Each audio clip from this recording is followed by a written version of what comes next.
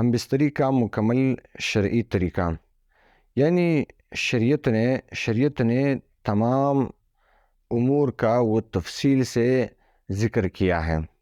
یعنی انسان سے متعلق جتنے بھی امور ہیں، خاص کر معاملات ہے، اسی طرح جو ہے وہ عبادات ہے، اسی طرح جو نکاح کا جو معاملہ ہے، معاشرت جسے کہا جاتا ہے، اس کا تفصیل سے شریعت کے اندر وہ مکمل ذکر موجود ہیں۔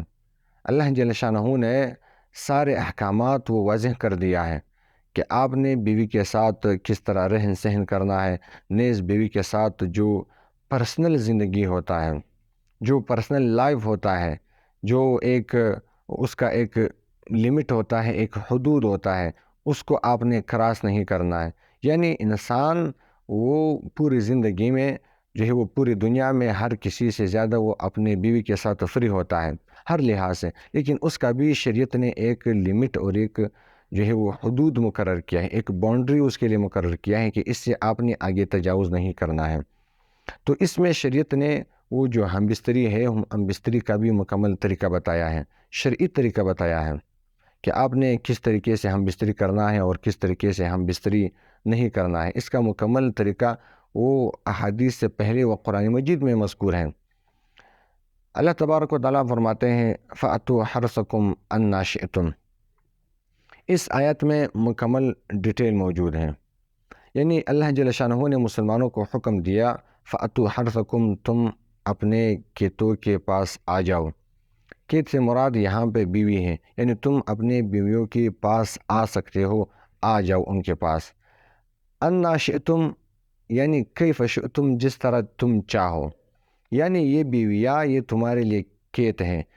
مرد کا جو منی ہوتا ہے، جو سپرم ہوتا ہے، وہ بیج کے مانند ہے، اور عورت اس کا جو رحم ہے وہ کھیت کے مانند ہے۔ یعنی جب مرد کا منی وہاں پہ چلا جاتا ہے تو وہاں پہ چلے جانے کے بعد پھر اللہ جل شانہ ایک نسل کا سلسلہ شروع کر دیتا ہے۔ تو اس کا مطلب یہ ہے کہ عورت یہ مرد کے لیے کھیت کے مانند ہے، یعنی اس میں بیج ڈال سکتے ہیں، بیج ڈالنے کے بعد آگے ایک نسل کا سلسلہ شروع کر سکتا ہے۔ تو اس آیت سے ایک یہ واضح ہو گیا کہ عورت کے ساتھ شادی کرنا یہ صرف اپنے نفسانی خواہشات کو پورے کرنے کے لیے نہیں ہے، بلکہ ایک نسل چلانا آگے، اس مقصد کے ساتھ، اس نیت کے ساتھ کہ میں کس طرح ایک نسل چلاؤں آگے۔ وَقَدِّمُوا لِأَنفُسِكُمْ، آگے اللہ تعالیٰ فرماتے ہیں کہ اپنے لیے جو ہے وہ آگے کوئی نسل تیار کر لو تاکہ وہ آپ لوگوں کے کام آ جائے۔ کھیت میں لوگ اسی لیے بیج ڈالتے ہیں تاکہ وہ جو ہے تیار ہو جائے، پودے اگ جائے اور اسے کوئی حاصل مل جائے، آپ کو کوئی جو ہے اس کا فائدہ مل جائے آپ کو۔ تو عورت بھی ایک کھیت کی مانند ہے۔ یہ بے عزتی نہیں ہے، بلکہ اس میں عورت کا بہت ہی بڑا عزت ہے۔ حرث، کھیت، یہ عربی زبان میں یہ تعظیم کے لیے استعمال ہوتا ہے، تذلیل کے لیے استعمال نہیں ہوتا ہے۔ تو ایک کھیت ہے، تو اس میں آپ جو ہے وہ نسل کو چلا سکتے ہو، نسل آپ کے آگے کام آئے گا، آپ کی زندگی میں بھی کام آئے گا، جو دنیا ہے دنیا میں بھی آپ کا کام آئے گا، کیونکہ آپ کے آگے جو ہے وہ بیٹے ہوں گے، نواسے ہوں گے، سارے جو ترتیب ہے وہ ہوگا، ایک خاندانی سسٹم ہوگا، پورا ریلیشن ہوگا، آپ کے لیے بھی سہولت ہوگی، اور اسی طرح جو آپ کی گھر والی ہے اس کے لیے بھی سہولت ہوگی۔ ایک تو یہ دنیا کے اندر بہت ہی بڑا نعمت ہے، دوسرا آخرت کے اعتبار سے، یعنی یہ بچے آپ کے جو ہے وہ عالم ہوں گے، قاری ہوں گے، حافظ ہوں گے، یا ویسے عام مسلمان ہوں گے، کبھی نہ کبھی تو آپ کے لیے ہاتھ اٹھائیں گے، آپ کے لیے دعا کریں گے، کوئی خیرات کرے گا، صدقہ کرے گا، ثواب آپ کے لیے جو ہے وہ تحفہ کرے گا۔ تو یہ آخرت کا نفع ہے۔ تو اللہ جل شانہ نے اس آیت میں فرمایا کہ تم لوگ اپنے کھیتوں کے پاس آ سکتے ہو، انا شئتم کیف شئتم، جس طرح تم چاہو۔ یعنی کھیت کے پاس آنے کے لیے جو ہے وہ مختلف راستے ہوتے ہیں، تو آپ کسی بھی راستے سے آ سکتے ہو، کسی بھی طریقے سے آ سکتے ہو، لیکن شرط یہ ہے کہ آپ نے کھیت میں آنا ہے۔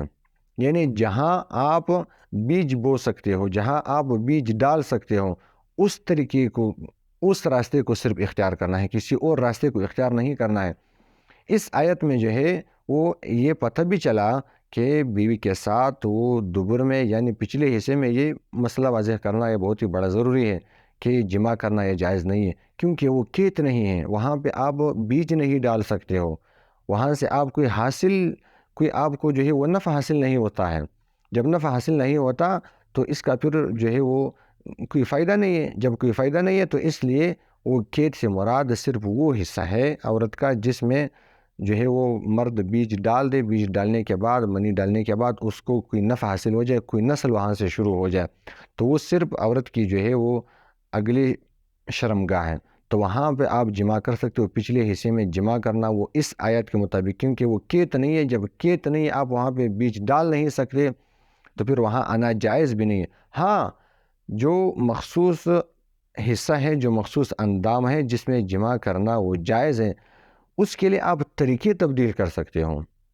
یعنی آپ وہ مختلف پوزیشن کے ساتھ مختلف طریقوں سے آپ کر سکتے ہو. وہ لوگوں کی جو مختلف عادات ہوتے ہیں، ہر علاقے کے لوگ، ہر قوم کے لوگ، اسی طرح ہر زبان کے لوگ، ان کا جو ہے وہ اپنا مختلف مزاج ہوتا ہے. کوئی کس پوزیشن کو پسند کرتا ہے، کوئی کسی کو کون سا پوزیشن پسند ہوتا ہے. تو اس پوزیشن پہ کوئی پابندی نہیں ہے، آپ کسی بھی پوزیشن کو حاصل کر سکتے ہو اور استعمال کر سکتے ہو. لیکن شرط یہ ہے کہ راستہ وہ کھیت والا راستہ ہو، وہ پیچھے والا راستہ نہ ہو جس میں آپ بیج نہیں بو سکتے ہو. تو یہ شریعت نے ایک حدود مقرر کر دیا. وہ بہت ہی بڑی گناہ ہے. طبی نقصانات بھی ہے اس میں، اس کے استعمال کرنے میں، اور اسی طرح شرعی نقصانات بھی ہے، اخروی نقصانات بھی ہے، اور بھی بہت سارے نقصانات ہیں. اس لیے شریعت میں اس کا کوئی جواز نہیں ہے.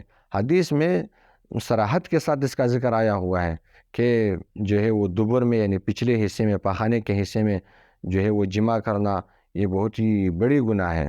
اللہ تعالیٰ اس فاعل اور مفعول دونوں پر لعنت بھیجتا ہے. جو کرنے والا ہے اور جس کے ساتھ یہ کام کیا جاتا ہے، دونوں پہ اللہ تعالیٰ کا لعنت ہوتا ہے.